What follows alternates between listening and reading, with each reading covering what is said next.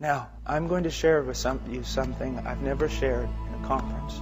It's a personal testimony. And it might cause many of you to be very disappointed in me and even not even hear anything I have to say. So be it. I preached in a lot of places once.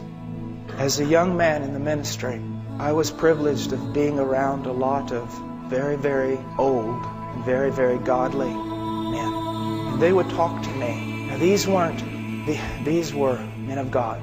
Baptist, very staunch, Reformed, some of them. People not given to enthusiasm or emotions or any other thing like that. Sound men. But they would talk to me about the power of God. They would talk to me about the presence of God. Not as men quoting stories that they had read, but men who themselves had seen with their own eyes the working of God. And I would go out on the streets in Austin, Texas and preach. I was afraid. There was no boldness. There was no power. There was nothing. But I would always hear the voices of these old men.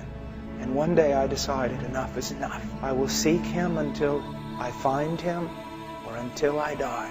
I went into a closet and I said, I'll not leave this closet until I know God. 15 minutes later, I fell asleep. My roommates came home and found me in the closet. So I took an alarm clock with me. And please, I'm not saying this for any other reason except I feel like I'm supposed to. Took an alarm clock with me. Set it for every 15 minutes. I'd pray for maybe 5 or 10 minutes. Fall asleep. Alarm clock go off. Set it again. This was my prayer. I didn't pray for China. I didn't pray for the presence of God. In the sense of my ministry, I asked one thing. Lord, you said if I seek you, I'll find you. You said it, Lord, that you would reveal yourself to me. You would let yourself be found by me if I seek you. Night after night after night after night for months. 2 and 3 hours a night, simply sitting there like this, on my knees. Lord, it's been 4 months now. It's been 5 days now, and you still have not come. And just sit there. Lord, I've been here 3 hours, and you have not come. Day after day and night after night. And then one day our church was spring break, and all the college students were going to go on a Bible study ski trip type thing in Colorado. And I felt like the Lord wanted me just to go out into West Texas to the hill country, pretty barren. And I walked on top of those hills for 3 days like a wild man. If you would have seen me, you would have thrown me in an asylum. I was picking up rocks and I was throwing them, literally, physically throwing them at the sky. I was screaming. I was saying, God, I must know you. You must come. You must. I can't live like this anymore. I can't live just reading books. I can't live just reading about revivals and about people who knew somebody who knew somebody who knew somebody who knew you. And nothing happened. I went home. And another several weeks passed. And one night, He came. I just said, oh, Father, I can't. Please come. And He came. I was thrown down on the ground.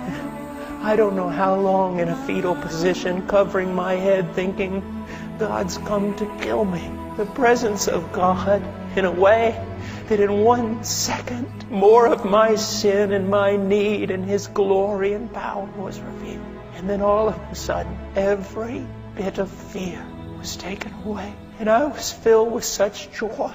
And my mouth shot open. Now don't be afraid. Verse after verse from Psalms and from everywhere else. Passages I had read just started coming forth. Praises unto Him, the Word of God. Such joy. And I can tell you, it has been 20 years. The presence of Christ is more real to me in this room than any one of you. And one of the things that is so bad today is many of you men here, you also have known the presence of Christ. But now most of your prayer life is nothing but praying just a little and then just realizing He hasn't come and getting up and walking away instead of staying there until He does. It's just prayer of going through the motions. You want holiness in your life? Run to Him. And stay there. Stay there. My little boy, whenever I'm putting my shoes on and he realizes my bags are packed, he goes, Daddy, stay with Ian? Daddy, stay with Ian? Or Ian, go with Daddy? I find myself, even this morning in prayer, going, Father, stay with Paul. Father, stay with Paul. Or Paul, go with Father. I see so many boys today in the pulpit. They're boys. Because as those old men told me, the mark of a man of God is God upon the man. And I don't want to sound, I don't want to sound arrogant. I don't want to sound anything else. I just want to say this, that we have the desperate need to be men marked by the presence of God. We have the desperate need